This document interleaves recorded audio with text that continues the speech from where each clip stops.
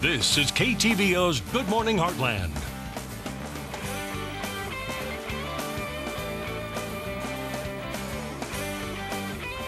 And welcome back. There's a new organization in Northeast Missouri that is dedicated to community outreach for the benefit of the area's pet dogs and cats. It's known as Kirksville Protect Our Pets, or KV POP. And we have Bridget Thomas, the president, here this morning to tell us more about this new organization. How are you doing? I'm well, thank you, Ella. How are you? I'm doing great. So first of all, when was this organization created? Because it's brand new here in Kirksville. It's brand new, right? Yeah, we were created in July. We got our official incorporation papers from the state of Missouri on July 25th.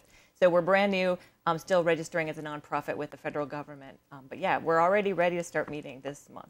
Perfect, which we'll talk about here in a minute. But first, let's go ahead and talk about how KV POP will protect our pets. Right, we've got 5 main priorities. And the first one is we want to promote spay and neuter.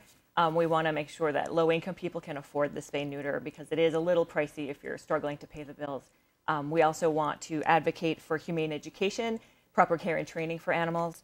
We want to also make sure that people have pet ID tags on their animals because that's so important. Otherwise, they don't get home again. The statistic is only 5% of animals without ID tags get home again. Oh, wow. Yeah, it's really sad. We want to promote adoption. We won't have animals in our care, but we want to promote adoption from Field of Dreams or the Adair County Humane Society, if at all possible. And then we want to be open to other ideas. Since we know there are other organizations out there, we want to know what's happening in Columbia. We want to know what's Cleveland doing. Can we do better things here? Right. So now let's go ahead and talk about the importance of spay and neuter. I know Kirksville has that program where you can get a discount on spay and neutering your animals. So why is it so important to do that? I think 3 main reasons. One, for the health of the animal, because it really does help with some infections.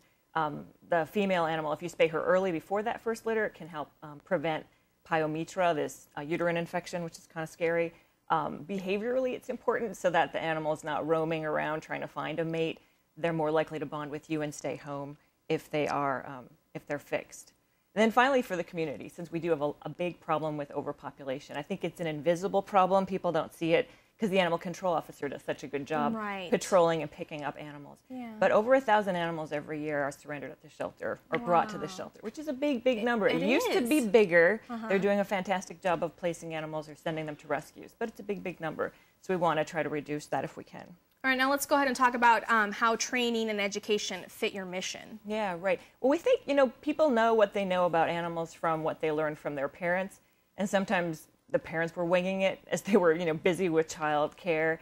And so we really think that we could help reach kids in the schools talking about being kind and compassionate. We can reach adults who have just questions like, I'm having trouble with housebreaking, or this dog's chewing all the time, what can I do? We could help with those things. Maybe we could reduce the number of animals who are surrendered. If we intervene early, we may be able to keep pets with people and not have them be surrendered, abandoned. Right. So my next question is, why does Kirksville need this new animal welfare organization? Right. Well, yeah, and you were mentioning the Humane Society's program, the March Prevent a Litter program. That program's discontinued as of this year, as of July, actually. Oh, wow. Yeah, they decided they couldn't afford it anymore. That their priority had to be shelter operations exclusively. Right. So I thought that's too sad because we really need to keep making a difference with the population. We have seen remarkable declines throughout the last 4 years. It was a 4-year campaign. So we want to keep it going, and so we're just going to try to get community support for this and eventually some grants to keep this going in some fashion, because I think people do expect it in the spring. Yeah, and they do take advantage of it when they can. So that's always nice that, that service is available and people are taking the opportunity to use it. Oh, yeah. So now let's go ahead and talk about how is KV POP being funded? Yeah, right. Well, we're going to mostly be funded by memberships. And so we have 4 different levels of membership, but normal adults like you and me would pay $36 for the membership for the year. We're allowing children to be members at a cost of $6. We want children to be there at meetings. We want them to speak because children love animals a lot. Also, college students maybe can't afford $36, but they could do $6, and they'll be non-voting members. Seniors, people 65 and over, $12 membership, and then business members, corporate sponsors, $120.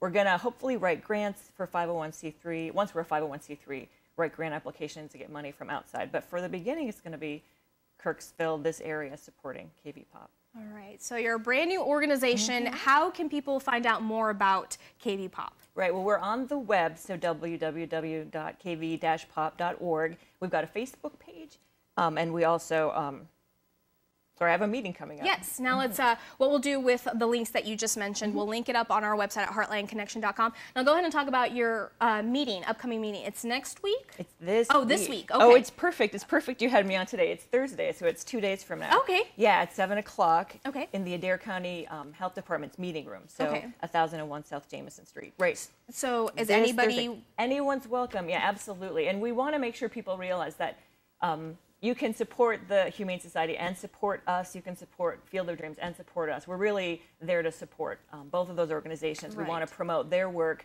and sort of supplement their work. All right. Well, thank you so much, Bridget, for coming on. This is a great organization for everybody and, of course, pet lovers and dog lovers like myself. And what we'll do, again, is we'll post everything on our website at heartlandconnection.com, and we'll be right back. Thank you.